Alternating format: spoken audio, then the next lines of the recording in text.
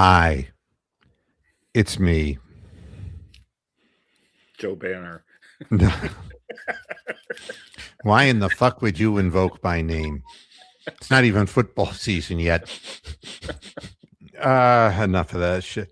Did somebody cut a fart? My God, might have. This is interesting. I turned 69 today. You did. Yeah, and that was after the anal. 69 years old for 69-year-old cow. That's aged beef, folks. Do you know what you were last year? That's where you were 68. That's where she gives you one and you owe her. You owe her one. Yes. I at least let you say the punchline because I know that everyone out there in Moo Moo Land knew that one. Yes. You know how old that one is, Bronk? 68 years old. My father told me that when I was in my 20s. Wow. Seriously. Wow. Did he? Wow. Yeah. That was a long time ago. Wow. So, at any rate, so I sat and watched the game, and I convinced myself, I'm just not going to get emotionally invested in this.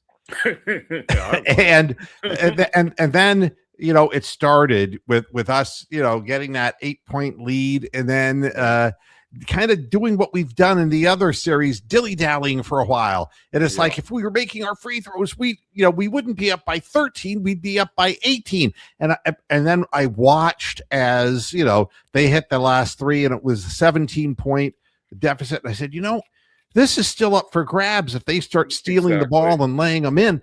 And I got myself all worked up, and my whole back seized up. I am like, and shallow breathing, the whole 9 yards. I didn't realize this shit meant that much to me. And I couldn't sleep last night. I couldn't get to sleep at all. I mean, nothing. Like, I was lucky if I got 3 hours of sleep. And so I'm just walking around like Herman Munster,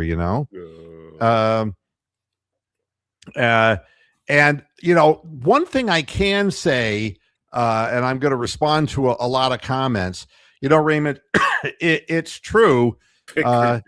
We watched J.B. Bickerstaff in Cleveland. I know his act. I know what he does. And it's very, very difficult to win without any offensive identity in the NBA, especially the way that this whole thing has progressed. We're going to bring Hammer Time into the equation. Woo! Hello, Mr. Hammer Time. Happy birthday to Moo. Happy birthday to Moo. Happy birthday, you big furry fuzzy bovine. Happy birthday to Moo. Moo. And many more. Moo. Yeah, the many more is very. What a nice birthday present those boys gave you, wasn't it? My goodness, they were men. They weren't boys. They were men. Oh my God, that was your birthday. That was a freaking straight up Rowdy Roddy Piper. I came to kick ass and chew gum, and I'm all out of gum. I mean, they out-pistoned the Pistons. Oh, yeah, well, the thing that was interesting is, I had already said that, if the Cavaliers won game 4 and pulled that out of the fact that they were going to win the series, and I stayed with my pick despite all the negativity of so many Cavalier fans on the internet who were just finding all kinds of catastrophic reasons why they wouldn't win, and then the horrible home performance by the Cavs. And I told you so. I told you so. We got to clean out the whole roster. Our fans, you know what our fans sound like? When they get like this negative thing up their ass, they're like Dick Vitale on an extreme negativity streak. And it's like, sounds something like this. Oh, baby, we got to get rid of all of them wholesale. I don't even care if we don't get anything in return. Get Jared Allen out of here. Just ship him out of town. The guy makes me sick. I wish he'd die. You know something? I take a look at Donovan Mitchell. He never gets it done. I swear to God. And it's like, and David Talevsky, you're one of them. David, I love David. He's a good fella. But damn, I was reading some of his stuff, and it's like, we don't have a chance. We're going down the shitter. It's going to be the same things that always. It's like, no, this isn't the Browns. This is the Cavaliers. It was hard to wake up on Saturday after that game. I mean, I couldn't sleep. I didn't sleep, and so I had trouble waking up anyway because I wasn't awake. I was asleep. I really, I don't know. I just was in this. Have you gotten to a point where you were like sucking wind, shallow breathing, and all? And then, I have in the past, but yeah, you've had to go to the hospital for that. Yeah. By the time I got into the third quarter, and I realized, wow, this thing is. You're okay. Try to calm down. But by then, I was just screaming cheers. And this guy is showing up. Wait, is that Steven? It is Steven. There he is. Yes, sir. We'll bring him in. Yes, sir. Yeah. Howdy. Cav win. Yeah, absolutely. But I find myself, I got myself in a worse state by cheering the team because everything that was like stuck in me that was like that I'd swallowed over this whole series. And then all of a sudden, man, Donovan starts scoring points in the third quarter. And I'm yelling, Spider bite, and, thank God I don't have neighbors close to me. I mean, it was, yeah. What's up? I want to give a shout out to Sam Merrill off the bench. Man, we're going to talk about the contributors. And there's Tony the Calf. What's up, Tony? All the cows are coming home. I was going to come in as Andy Etcheburn without a 2-week-old reference. Don Mossy. Don Mossy? Yeah. Mr. Handsome. Yeah. So, yeah, where this game is won and lost for the Cavaliers is if the team is playing not just together, but is on the same page. And that means defensively as well as offensively. And my analysis that led me to believe that the Cavaliers would win the series was predicated on, could we get assistance from certain players in certain games that would be enough to get us over the threshold, so to speak. You look at this game, and the Cavaliers only hit 11 out of 34 3-point shots. Yeah, the Detroit had more, didn't they? Oh, and don't even talk about the free throw line. Yeah, 12 of 39 for Detroit. And I said 13 plus was the number that Cleveland needed to win. And they didn't get there. But who would have thought that the Pistons, who are not that a very good offensive team, would only shoot 35% from the field? Yeah. And I mean, they hoisted up the same number of shots as we did, 85 shots. They made 12 out of 39 3-point shots. So there was really no difference in that area. Absolutely. But the difference, and just this is just from my watching the game. I don't get into all the big time analytics stuff. But when Tobias Harris only plays 23 minutes in a game and scores 5 points, he was horrible. And that's the extent. And he's a free agent, so he's gone next year. Okay. He's going to be, he just punched his ticket out of Detroit. When Duran plays 26 minutes and only gets 7 points and 5 personal fouls. Yeah. Who could have predicted that Cade Cunningham would have 37 minutes, but only 13 points on 5 of 16 shooting and 0 for 7 from 3, that his 3-point shot, which was never his strength. He's always been a very strong back down kind of, he can hit the fade, he can finish at the hoop. But a lot of things changed. I mean, Denise Jenkins played, and he scored 17 points, but was only 4 of 12 and from the field and 2 of 7 from 3 points. Mm-hmm. Duncan Robinson actually made a contribution in 22 minutes with 13 points, but the Paul Reed parade ended officially because JB only gave him 8 minutes.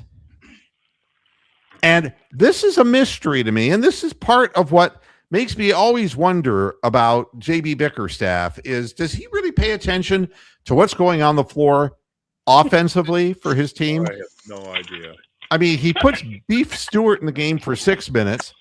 I mean, LeVert played 17 and got 11 points, but he's a defensive liability.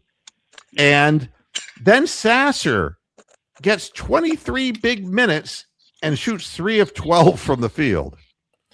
And it didn't matter how many 3-point shots the Cavaliers put up and made. It didn't matter because the thing that changed completely, Jared Allen in 25 minutes, my goodness, 8 of 14 from the field with 7 rebounds. Yeah. But he dominated Duren. Duren is, for lack of a better word, a pussy. He is exactly what Cavaliers fans were pointing their finger at Jared Allen and accusing him of being. Well, you just saw them play side by side in the most important games of their careers. Now what you saying, Cleveland? I mean, unbelievable how bad Duren was. And 23 points in 25 minutes for Jared Allen. So we didn't wear him out. Mobley played 36, being the younger guy and the less injured. He scored 21 points on 7 of 10 from the field and 12 big rebounds. Yeah, that's huge. Did he have? He had blocks too, didn't he? Evan, he had 6 assists. I can see that. I'm not seeing blocks on this, to tell you the truth. I probably could if I do this. The blocks, 2 blocks for Mobley. Allen. The radio was like, it was like, well, I want to say 6 or 4, 2 and 2, or what? 2 blocks, 2 steals, and several assists. Yeah, it's a hell of a damn line. That's what it was. Yeah, and Chewbacca, absolutely. The free throws are going to bite this team in the ass, and you can't really, if you're doing all the right things and playing aggressively and getting to the line, you got to get the freebies because you're not going to be in very many 31-point playoff wins. That just doesn't happen. This was like the 3rd largest in the history of the NBA deficit between 2 teams in a game 7. Yep. You witnessed something for a once-in-a-lifetime kind of deal. Hey, Moo. Yeah. Doesn't that remind? I don't know if I would compare this game, but doesn't it remind you of when the Cavs won that big game 5 in Detroit when LeBron was emphasizing about 29 of 30 points? He's like, we can get anything we want on offense. Just play defense. Just play defense. Yeah, and it's what it comes down to in the playoffs. And one of the things that kind of bothers me is that the fan base of the Pistons was already absolutely convinced that the referees were going to hand the game to the Cavaliers, and then the mysterious ABC promo that ran, and so we live in a world that the president of the United States fucks little children. Now I've got no evidence of such, and I haven't seen any evidence of such. But we and Bill Clinton did, and Hillary Clinton watched it and took home videos or whatever the fuck. We thrive on things that A, we don't know, and B, that we make up. And so this became a big source of, see, the fix was in. Fix was in. Yep, ABC ran the promo, and this was already decided by the league. Well, somebody explain to me how, if you're a Pistons fan, you can deal with your team playing like that. Well, now they're calling it rigged. They're saying that it's rigged because of that commercial. I know. That's what I just said. But yeah, you can blame a promo for God's sakes. But wouldn't that piss the team off more and make them have more steel in their spine? It was funny. Made them a bunch of pussies, actually. Some Detroit news organization was showing pictures of the players coming in before the game, like walking the runway, and there was Cade Cunningham, and he was in his what they refer to as his black outfit, and I don't mean his race. That's not racial. That is the color of the clothing. Okay, we live in sensitive times, and I don't want to be misinterpreted, for God's sakes. Yeah, but I'll tell you what it was. They were burial shrouds. That's what he was wearing, and he didn't even know it. Black was the perfect color, because I can't, and I don't know if you saw them dancing around in the locker room before the game. Instead of that pensive, we've got to get this done vibe, they were doing the Watusi and all kinds of weird shit back there. And it was like dancing in the pregame. Are you nervous? It's almost like they were taunting the Cavs, saying, "We're going to do to you what we did to Orlando." Yeah. But Cavs did what Orlando should have done when they were up 22 in Game 6 and blew that game. Cavs were up by 20 at halftime and kept their foot on their neck the entire rest of the half. Yeah, that was the key to it. That was the first thing. I'm like, honestly, this is probably the first game I have watched intently from the national anthem to the post game.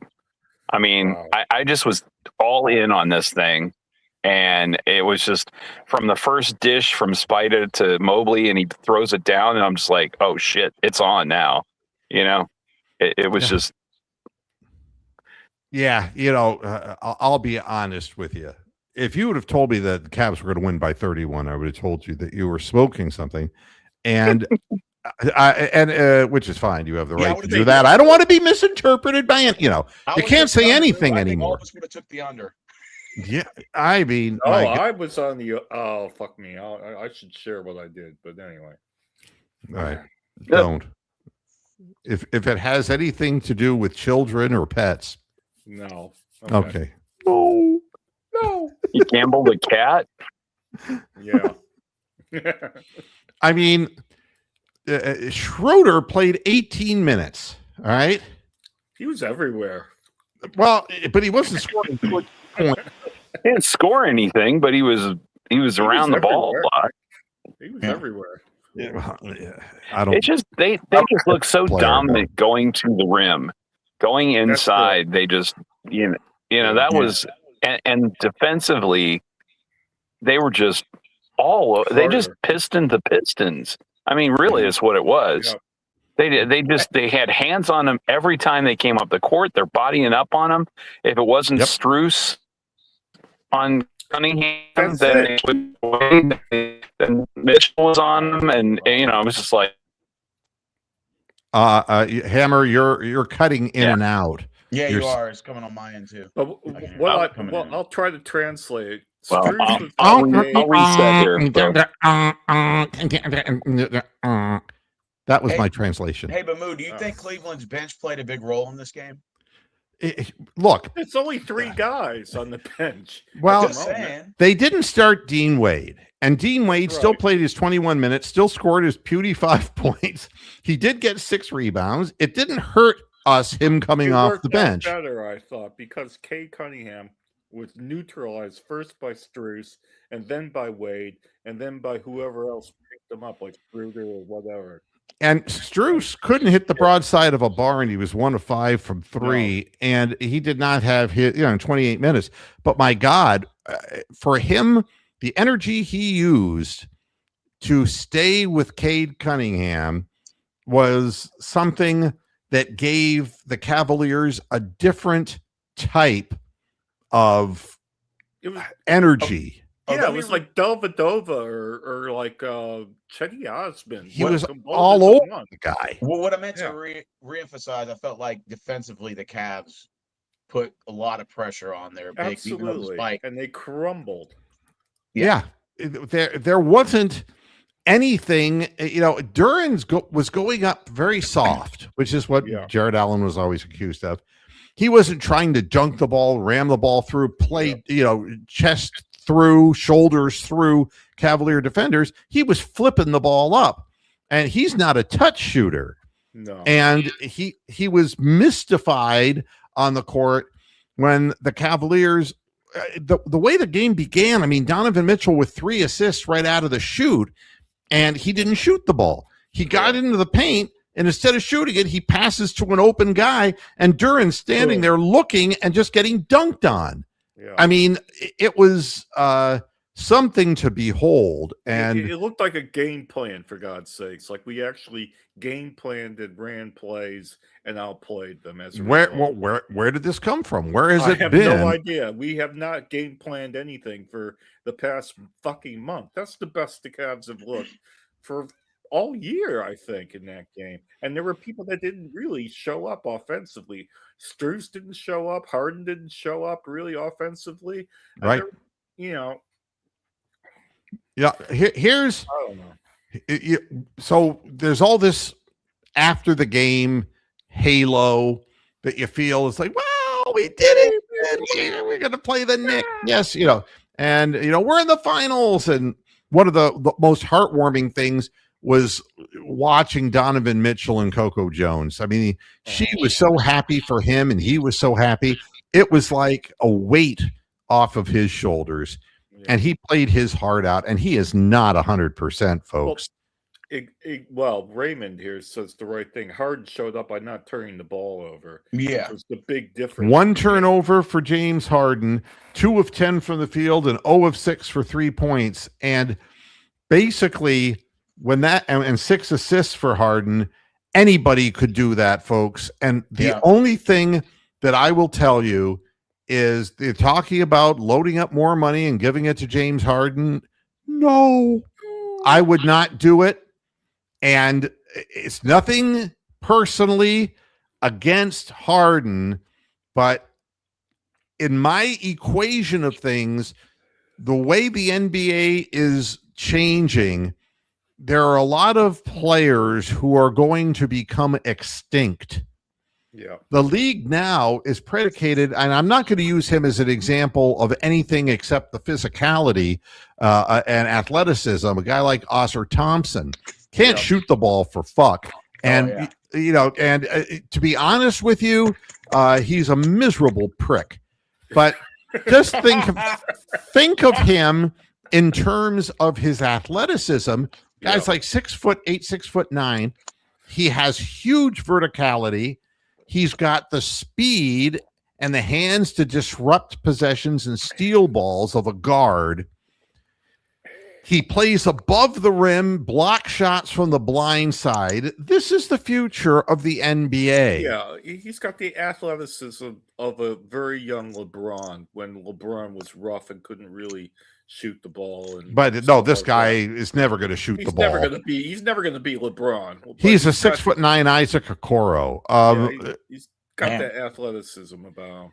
But again, I look at the situation and I say James Harden at 36 years of age, and if we need somebody to be a point guard to set things up, because sure as hell, scoring 9 points in the biggest game of the season, going 2 for 10 from the field, he did not contribute in any way. People would, if we lost the game and James Harden did these stats, they would say, get rid of him. Correct. And I don't think that James Harden can put multiple games back together because of his age, because he's playing against much younger players.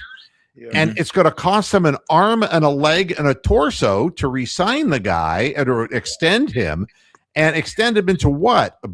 Oblivion? The guy, the guy's 36 already. If you need a good, solid point guard, if you don't believe me about what I'm saying about the NBA, why do you think Lonzo Ball sucked so bad? Exactly. It isn't that Lonzo Ball just had 4 surgeries. That has, a good amount to do with it. But Lonzo Ball, when he was a young man, couldn't keep up with these people today. Correct. Yeah. He never had the shooting skills. He never had the speed, the acceleration, and it's only less now. But if you're looking for somebody who can handle the ball and has a sense for the game, get him out of college, get him out of Europe, do whatever it is you have to do. but don't pay somebody the kind of ridiculous money that you're going to be paying James Harden when you could find a player who would be able to deliver the statistics that he's delivering and play vastly superior defense. Well, you see how important the defense was in this game. I think the lack of turnovers, the fact that he went 2 of 10, we got some of those offensive rebounds. So it wasn't like the brutal turnovers that lead to immediate layups and 3-second scores. It was more of a case of he wasn't turning the ball over, he was passing it out, or he was missing shots, but Mobley or Allen or Wade or somebody picked the ball up, and we ended up scoring after that. When he's pounding the ball and not going anywhere and running the shot clock down, we don't get points. When we started really making the initial move and then the secondary move in the third quarter that just absolutely put them away, it was because Sam Merrill was finally seeing the ball with semi-open looks from three. Had open shots. He had open shots and he made them. But it was Donovan Mitchell who was handling the ball and using himself as a decoy going through the lane.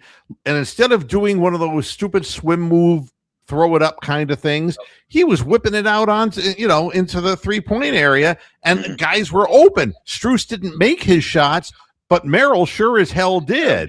Wade had one or two. Well, everybody had a couple. Wade was 2 for 2, 1 for 1 from 3-point, and Merrill was 5 of 8. And again, you have to use all your players. If you're bringing in a Sam Merrill, and he's again a hustler, he isn't quite as manic as Strus is, but he's still a good wingman. He's still a great shooter. He's a really good shooter, and he showed it in Game 7.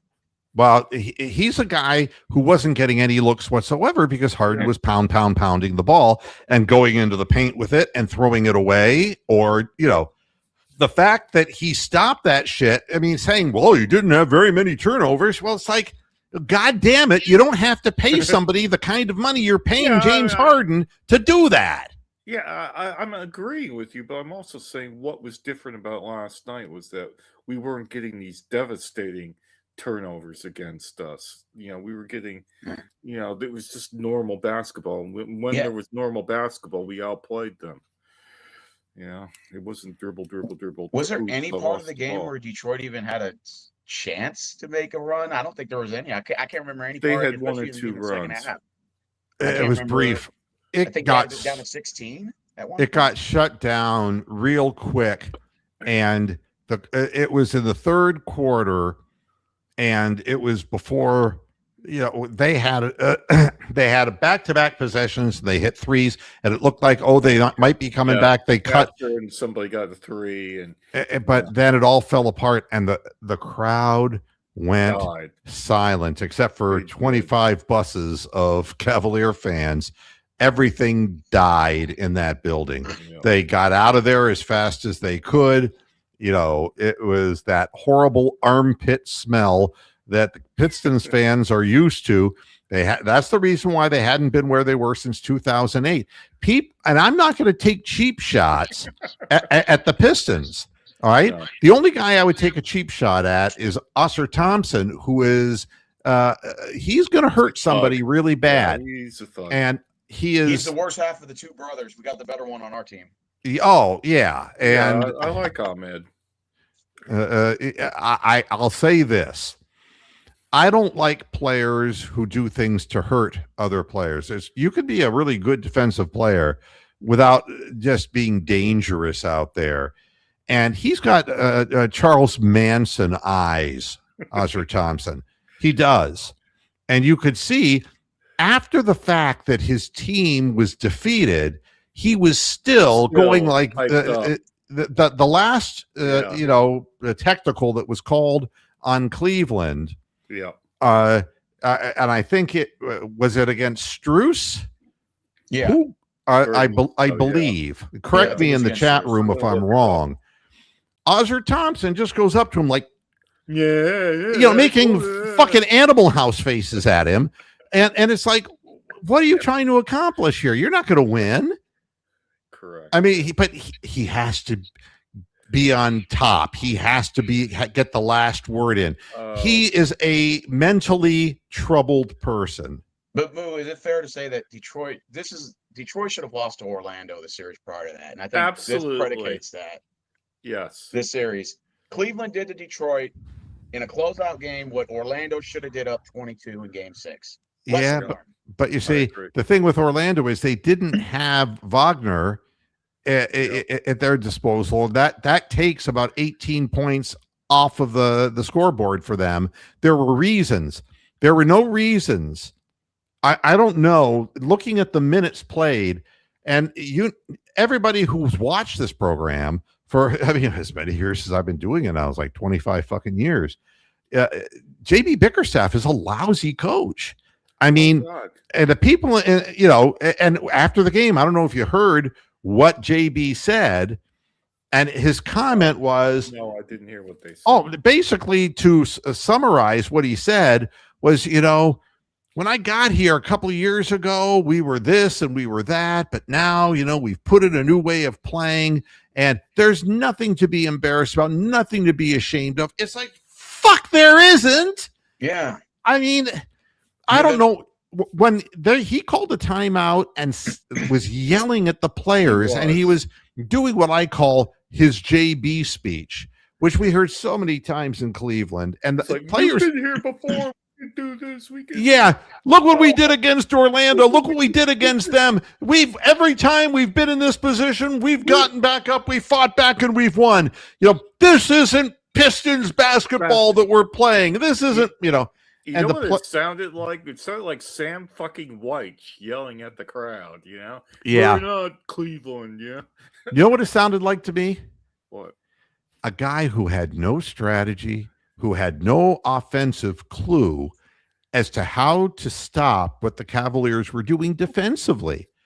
And we've read the statistics. The Cavaliers did shoot 51% from the floor, but the reason was that their bigs were getting the ball because Duren and Stewart and Reed were just standing around. There was no energy. And if you looked at the huddle while JB was screaming this nonsense at them, they were tuned out. They were totally tuned out. And, it was kind of like when you're scolding your little puppy dog and his tail sags and his ears droop. That's what they look like. And it was more like scolding a cat who doesn't give a shit when you're yelling at him. I keep thinking to myself, what would Jose Ramirez do? I don't know. What would Jose do?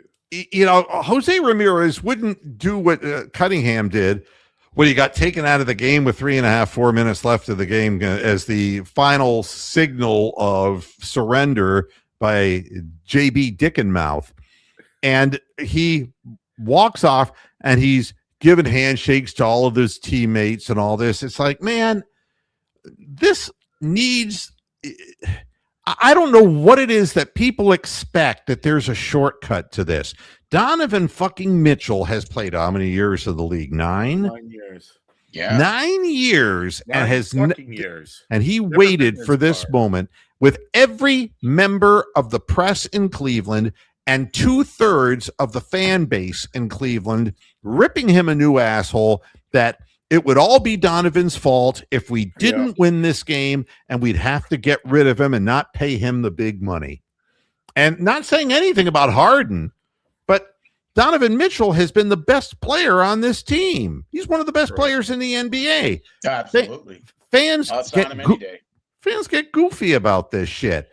But I'll tell you something, every competitive, could you see Larry Bird walking to his teammates and congratulating them for losing by 31 points in game 7? No. Or Jordan or any of those guys. Or LeBron. You don't become who you are without experiencing the negative, the harder things in life. That's just the way it is. Well, what would Tommy Heinsohn say about that? One thing I can tell you, I have seen some of the most competitive players, mainly the white guys. Okay, Larry Bird, Kevin McHale, these people, honest to God, These people wouldn't congratulate their mother. They wouldn't. They would get ready for the next season, and it would motivate them 3 times more. But they wouldn't be slap happy and say, here's a soul shake for you on the sidelines, my brother. They would not be doing that because they're winners. They're not losers. That's what Tommy Heinsohn would say. Havlicek. Yeah, John Havlicek. Bailey Howell. That seems to be the mentality of all players nowadays. I mean, I know. Look at the other day, fucking Anthony Edwards going and shaking all the Spurs hands with 9 minutes left in the fucking game. Yeah. It's like, hey, I got mine. These guys are making more money than God. Yeah. I mean, I'm done for the year. I'll go enjoy Cancun. Good luck, guys. Fuck my boys, you know. It's what makes it so hard to coach. Yeah, exactly. And, you know, I've been on Kenny Atkinson. Where has this defense been?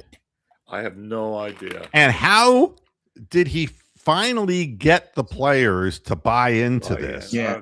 Or did the players just have a private meeting of the He-Man Women Haters Club and just do it on their own? I don't know. It just felt like the energy was sucked out of the building in like the beginning of the second quarter. Like Cavs just completely stole the energy from the crowd and just defensively just kept grounding and pounding the Pistons offense. Like you could just tell the game was over before halftime, you know? Yeah, well, I never said that because 17 points down, they came back before. What they did the last time they did that, they came out, pressed the ball, pressured the ball, stole it like 4 times in a row and had that lead down to double digits within 2 or 3 minutes. That's what they did. But they had no energy. It was like they weren't pressing full court. Everything that got them to where they are, they stopped doing. And I don't, but I just keep thinking of JB and the years that Donovan played for JB. And the minutes that he had to play. And I think Cade Cunningham, and I want to give Max Strus all the credit in the world. That's great stuff.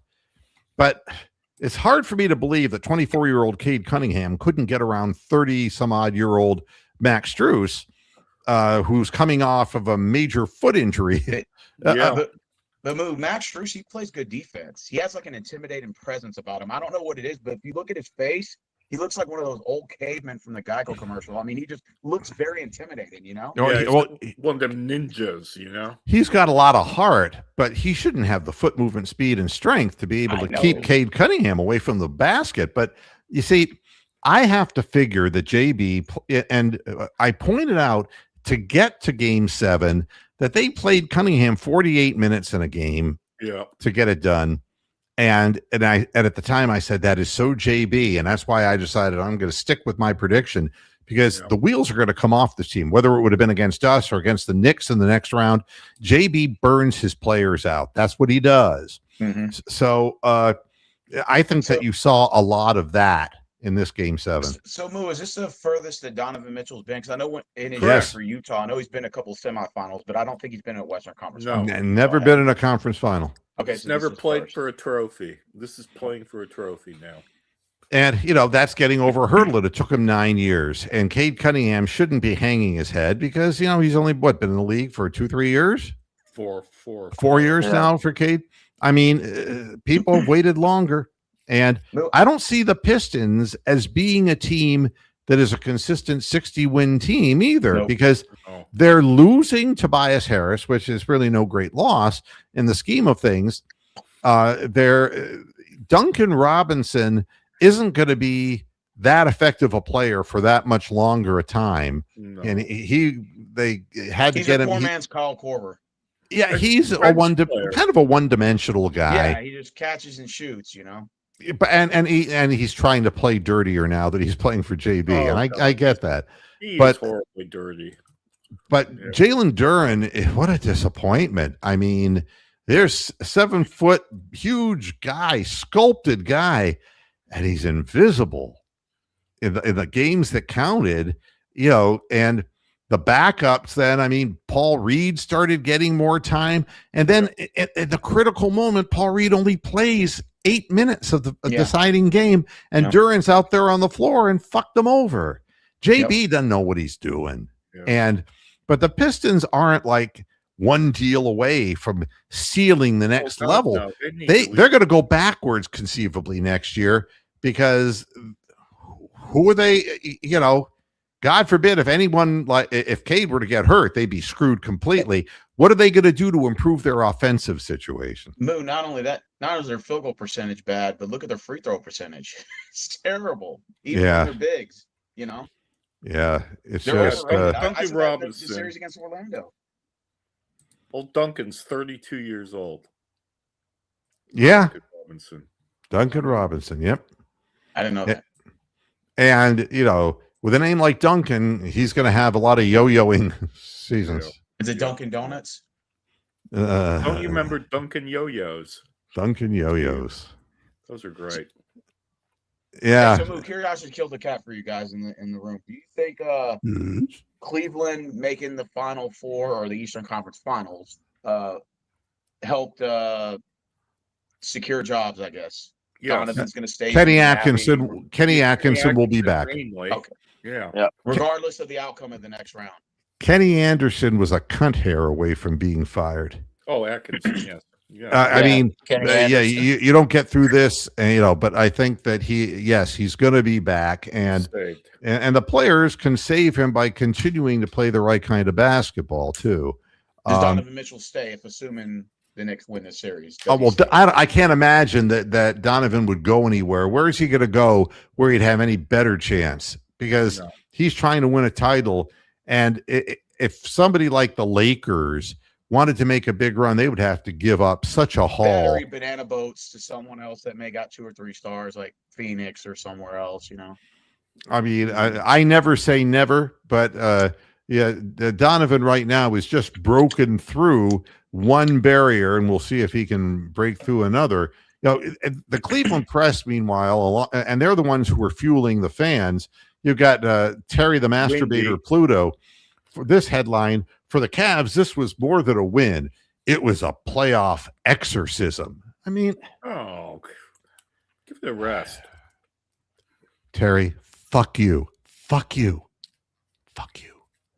Hey, Moo, I know you don't want to hear this, but and I know we talked about this in the last show I was on, but again, do you think the Cleveland media is going to try to make this as some sort of sales pitch to LeBron? I'm just saying, offseason, hey, look, we're in the Final Four. If you were here, we get to over the hump. Come back to Cleveland. Here's what I'll tell you. LeBron will do whatever LeBron will do. I think LeBron has to really consider retirement. If he were to come to Cleveland, he would be a better player than James Harden. Even though he's 5 years older. Yeah, he would be an improvement. LeBron James can share the basketball and make guys look better, and he can motivate them. I don't see Donovan Mitchell, James Harden, really getting guys psyched up and getting guys in a state of mind where they got to do more. He's just kind of a cerebral assassin guy, and his history shows that he plays for himself. LeBron would only come to Cleveland if there was a damn good reason, and it isn't money anymore. And I don't think that'll happen. But the fact is, he is a bigger point guard. Yeah. And LeBron today plays kind of like, for the lack of a better explanation, like Magic Johnson did many decades ago. Yes. This is not a big verticality. We're going to slam dunk the thing and take off from the free throw line kind of guy anymore. He's still got physique and strength. He just doesn't have the hops that he once did. And he's not going to shoot threes with the kind of reliability that he did, but neither is Harden. Let's be honest about it. Yeah. And I think LeBron James would use his teammates better than James Harden. But I'm not going to get into an argument about whether he's coming back or not, because I don't think that it'll be what it be. But one thing that your comments just reminded me of was last night during the broadcast. I don't know whether it was Van Gundy or whoever it was, said that the emotional leader of the team was Max Strus. And I thought, yes, he is. And that's my criticism of Donovan Mitchell all the time, is that he may be by far the best player, but he's not the leader. And I've gone on about this many times, but he's not the emotional leader. If LeBron did go to the Cavs, he would then be the emotional leader, and that the team would listen to him and follow whatever it is he wanted to do. I'll tell you one thing about Donovan Mitchell. He's not 100%. He played his butt off in this game. Yeah, but he's hurt. And he did it by passing off and trusting his teammates. And that's what's so satisfying. Not just the result, but the fact that he could score 27 points in a game without really going spida on people by just dousing them with 3-point shots and dazzling moves, but just playing constructive, well put together basketball. That's a big step for him. It's a big step. Yeah, but the Cavs played within themselves. Like, they still had more to give in that game, I thought. Now, Ron Shane, the buses. Excellent point. Yeah, the buses, there were 25 buses that went up, and but understand that it's not like there was a lottery for fans to get it. The majority of those people were employees of the Cavaliers organization. Yeah, or long-term season ticket holders. Yeah, I mean, but the amount of time, I mean, everyone was figuring they were going to win Game 6, and all of a sudden it's like, where there's going to be a Game 7. So it wasn't like they could throw it out to the fans and say, well, we're going to have a raffle. It doesn't work that way. So I actually saw people actually criticizing him for, it's just the employees, huh? It's like, the fans don't deserve this. Those fans, I should say, don't deserve this. Well, I'd love to see them do that in New York, like take Cleveland fans to Madison Square Garden. That would be just awesome. And David, no, there's no truth to that, but there's so many lies that are being perpetrated on social media. You just have to get backup on damn near everything. Backup lies. I'm just glad Detroit lost. Their fans were annoying on Instagram. The fans in Game 6 were trolling and talking shit. I'm glad Detroit's gone. I'm glad they're out. And Raymond, really, that's very much what it looked like for the Pistons. It was like, somebody's got to step up and do this. And Cade was like either exhausted or checked out or whatever the story was. He wasn't doing it. And so other guys were just taking bad shots. They were rushing their shots. Leverting, they were Daffy ducking, as I call it. Yep. Levert was Leverting. And this is all what Raymond is saying here is absolute truth. They just were panic stricken.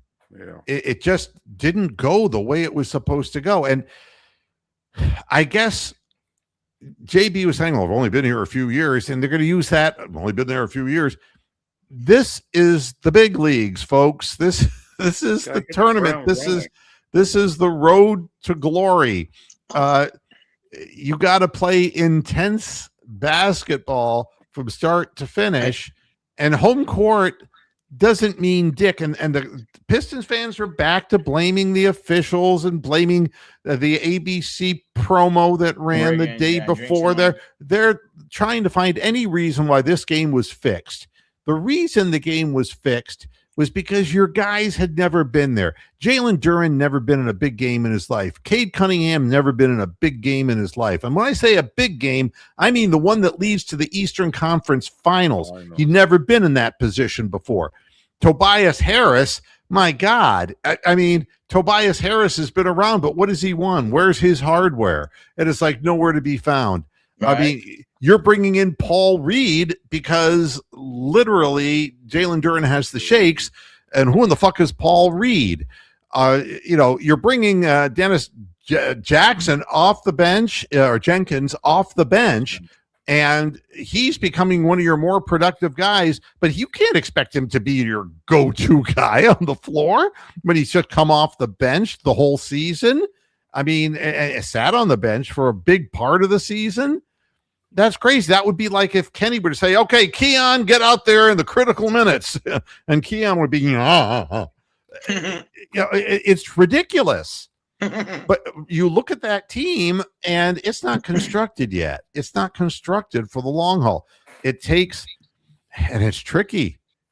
It takes experience, and that's why they brought Harden in. And that's why Max Strus is on the team. And 30-year-old, Merrill is,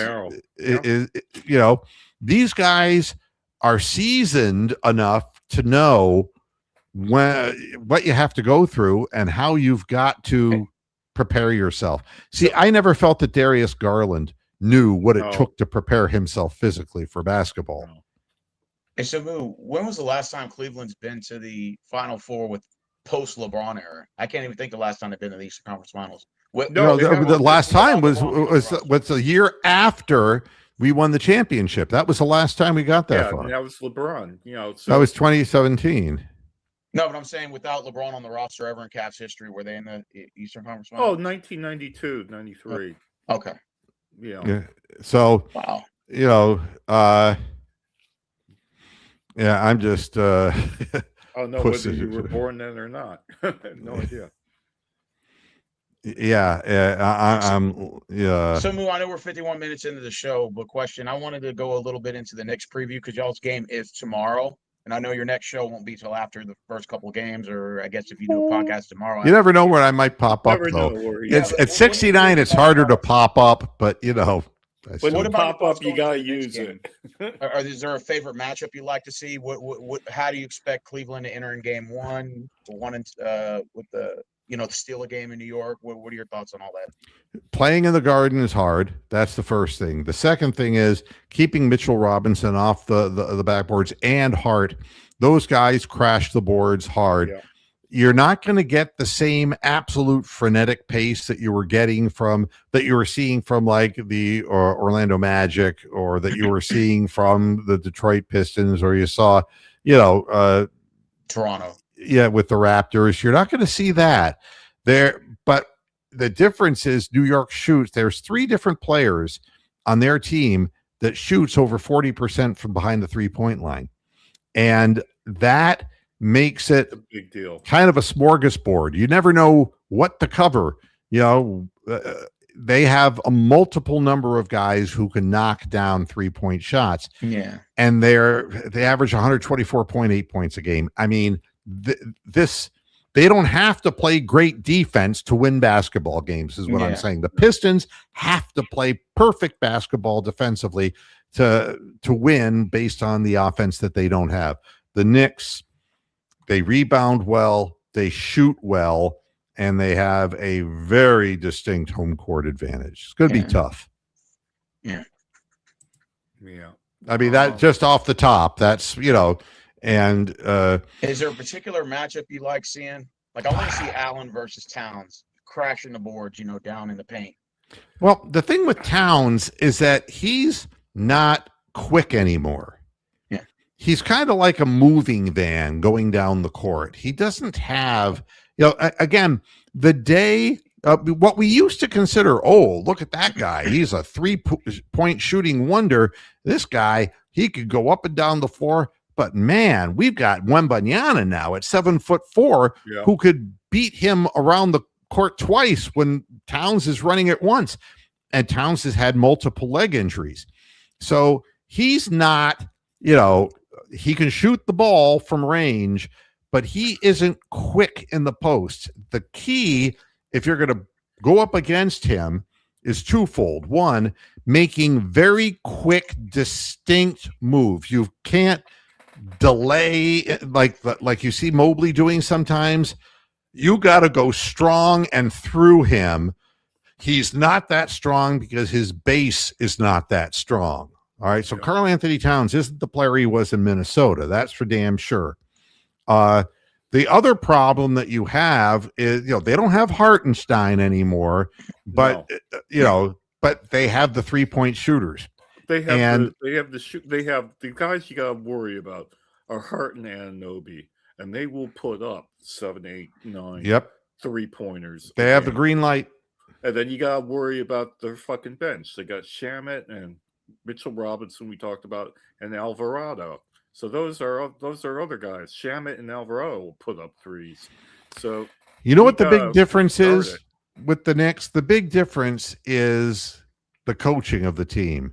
You don't have Tibbs weighing on people's shoulders anymore. Yeah. Mike Brown has opened up the offense and done what needed to be done rather than Tibbs doing the JB Bickerstaff act. Yeah, they're a better team this year with Mike Brown. Yeah, without a question. And they're more diversified. So, yeah. And that's, I guess, Ron, Jared Allen has to be, and that's what he did last night. He was catching the ball and going up. He was going to the rim. He was using his body to shield the defender and using his mass to get around people. And it wasn't dunking the basketball. It was just putting the ball softly off the board, but immediately making that quick move. The same thing is true with Mobley. If he starts the head and shoulder the fake thing, he's fucked in New York. Correct. Because absolutely. Hart will come in from blind side. It was why we got hurt so much by Oscar Thompson. You can't just head and shoulder fake because he's going to come from the blind side and he's got such leaping ability. He's going to knock the ball away or he's going to strip you from the blind side. Yeah. So got to be definitive and strong. Well, the thing is, we were making our shots by the rim because we were careful with the basketball. Instead of putting the ball up willy-nilly with one hand, we were using two hands or putting it off the board. And then that was so bad the other day when we were like missing shots around the rim because we weren't careful enough. We were either trying to ram it down the rim or pussyfoot around with it. And that's not the way to do it. And, I'm just reading things that Raymond has posted through the show.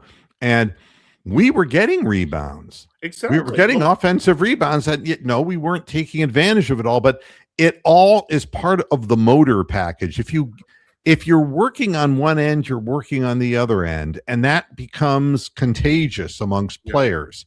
And we saw that last night. We hadn't been seeing it previously. The thing is, not having the turnovers, like we only had like 10, 11 turnovers. By not having the excess turnovers, we were getting the shots up and then having the opportunity for second chance points. So by cutting out the turnovers, you just make it so much better for the offense and the defense because they have to work the whole length of the court to score against us instead of having easy half-court baskets, Well, and Raymond's saying refs were a non-factor yesterday. Well, here's what I'll say about being an NBA official. This game has become so fast, so physical, played so high above the rims. It's very difficult for, in real time, any official to get these calls correct. It's really tough. There were a number of plays in this game where there were fouls committed that were not called. And there were things that, and I know that basically the textbook flagrant, you can't throw a man down to the floor like Oscar Thompson did.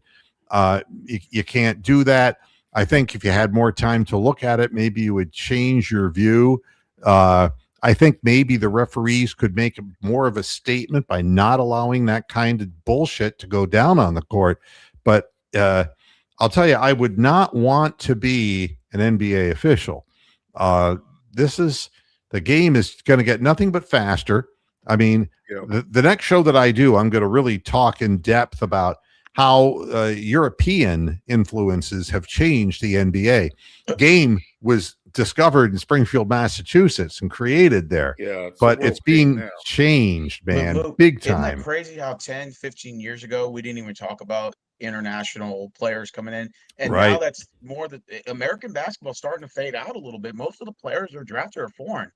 You start with guys like Manu Ginobili, Well, the thing is, right, there's a different ethic here in Europe than there is in America. and I don't really want to go into this very much because it might sound a bit hurtful, but the Europeans that are coming over and playing basketball, they were learning it from a really early age, a bit like Americans were learning it in their early age 30, 40, 50 years ago. And they're being professionals at 16, 17, 18, playing in their national leagues. And that's a whole different thing than to the Game Boy, Nintendo generation that just sits around on their ass playing video games. Yeah. That's the point. That's the short version of that. I could do a long version, but there's a different ethic coming from these European players. Well, all I have to say is Eurostep. That's another word for traveling, right? Yeah. And multiple pivot feet. I mean, I don't know what in the hell is a walking, traveling call, and what is, I don't know anymore what is an and one versus the shooting motion versus what isn't. I mean, shit, the NBA players start their layups at the 3-point line. It's flip a coin. It's flip a coin. Did one from the half court line they showed. They're already jogging to the basket before they even take a dribble. And Shane Toller. Go ahead. They're calling fouls now only when the basket doesn't go in. I noticed that too. They're calling fouls. The late whistles are crazy. If the basket goes in, then the game just carries on. So was it a foul or was it? They didn't think so at first, but when the shot doesn't go in, it's like the consolation prize on The Price is Right. Exactly, it's a consolation prize. You didn't make the basket, so we're going to give you some foul shots. That's the aura and feeling that has. And Shane Toller makes a good comment. I mean, Harden was a plus 31. But I'm saying that anybody who didn't turn the ball over, who had a few assists, and maybe who could shoot better than 2 for 10 from the floor would have had a plus 31. But be that as it may. Yeah, Nova might have had a plus 31. And Dog Pound 26, Kenny dumped Keon Ellis, and I think he should have played in Game 6 instead of Merrill guarding their best player. I totally agree that Keon Ellis should have had a bigger role in all of this. He is a guy who can create activity by defense. What we saw Max Strus do in the last couple of games, where he would get fired up and he intercepted the inbounds pass up above over his head, up above his head, and then stole the ball the next game from Cade. Both were stolen from Cade. Effort plays. Keon Ellis is great making effort plays, and I wish that they would find rotational time for him. Well, because he can give you a different kind of thing than Schroeder can. Yeah, Rick May's saying that. Yeah, but we need more than 8 players. So we gotta either rehabilitate Tyson or Keon Ellis or somebody. Is it a must-win for Cleveland in Game 1? I know that's kind of a far stretch. No, it's not. No, right away, steal a game in New York. No, I'll tell you honestly. The only must is that they play the right kind of basketball, because if they don't come with their britches hitched up and ready to really duke it out, they're not going to win. None of these teams in the East this year, we've said it over and over again. They're awful. They're all awful. They're not, I wouldn't say they're awful, but they're remnants of a way the game used to be played. They're kind of half and half now. Teams in the West, like the Thunder and the Spurs, have already made the adjustment. Didn't you say whoever comes out of the East is going to get spoon-fed to the Western Conference winner? Yeah, that's right. Oh, absolutely. Absolutely. And I don't think there's any question about that. But it's still fun watching the East play against the East. But there are teams in the East that are stocking up on these athletes as well. Yeah, and those are the teams Washington, to keep your mainly. Yeah, you've got to keep your eye on these teams, because unless your ownership somehow fucks the whole thing up. Yeah. Look at Philadelphia. As crazy as that organization, what Edgecombe and Maxey bring to them as far as the speed, the up-tempo nature of the game. Tenacity, Yeah, and Johannes Embiid is a shell of himself, but, he was still in the league. Yeah. But I think that if basketball in like 2 years. If they had a big man that could go race up and down the floor, and I'm not saying like Wembanyama, because there's only one of those, but a guy who really can play transition basketball, they would become, and as it was, they gave grief to their early opponents. Yeah, they beat the Celtics. That's right. But, and they did it in Boston. Yeah, and they didn't have enough left for the Knicks. So, I mean, that would be an interesting situation for LeBron to going to Philadelphia. I don't think he ever would consider it, but that might be a team he would fit in with. But I don't know. Yeah, and Raymond Braun brings up a point. There's a lot of different ways that you can look at this. When is too much rest? Exactly. I know that it's great for the body, but you get the engines revving. And if you want to try to ambush them in game one, I'm all for it. You got to play full bore no matter what game it is you're playing in the Garden. Sharp. If you're not sharp, then you don't win. So, Mo, who do you put on Brunson? Pretty much what we did with Cade Cunningham, I would say. Strus and Wade. I don't see how you'd be any different. That's why I want Keon Ellis involved. Exactly. Because Keon Ellis has the physical strength, the jumping ability. We're never going to see CPJ in a game that matters ever again. Apparently not. Okay. But after the shameful thing he did when he turned the ball over, just gave the ball to the other team, he was obviously making his own personal statement, and I don't want him on the roster if that's his attitude. You get on the floor and you're given a chance to play, you play balls to the wall. Keon Ellis is a guy who there are fouls he can give. He can play physically. He's fast. He's quick with his hands. And he's physically stronger than Brunson. So younger, more energetic. I see that as a way. You're not going to throw one guy. You're not going to throw Max Strus at Brunson. You got to throw multiple guys at him. Correct. Yeah. Fresh guys who wear him down. That's going to be the only thing that's going to work. We need more than 8 guys, and we got to find that 9th or 10th guy. That would be my plan, that Harden would be a placeholder, but they're talking about re-signing him. So I don't know. That's going to cost an awful lot of money. And I don't know. Dan Gilbert's money. And so, Moo, even if y'all don't attract LeBron, do you think it'll attract another free agent to come to Cleveland in the offseason? Well, how are they going to get paid? Too early. They're already, I don't know how they get paid. Yeah, and I've seen it happen too, Doug Pounds. I've seen the same thing happen where too much rest and they just don't quite have the zip. Swept the Heat in 4, then the Pistons come in and whip our ass straight away. Yeah, home court. Hey, Moo, I know it's kind of off topic for you guys, but who do you got out of Thunder and Spurs tonight? Who you guys got to win that series? What are your predictions? Thunder in 5, I think. The Thunder are seasoned. And they've been there, they've done that, and another young team. The Spurs are a good team, but they don't have the connectivity amongst their players and the return factor of having won a championship. It's really.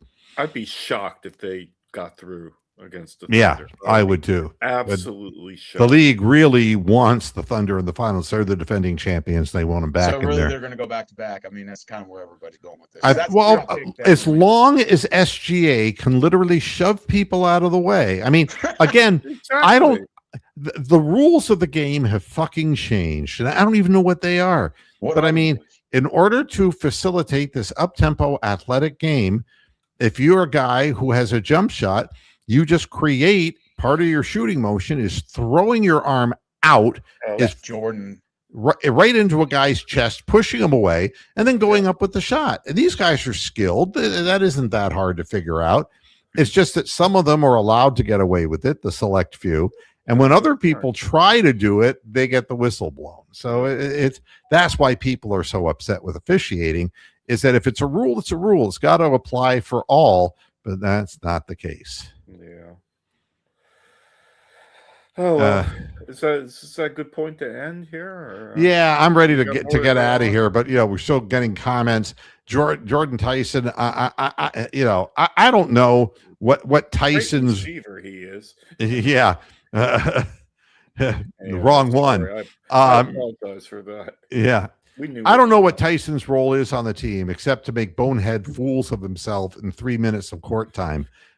He's not fast enough to be a Keon Ellis, and he's not a good enough offensive player to be a Sam Merrill or a Max Strus.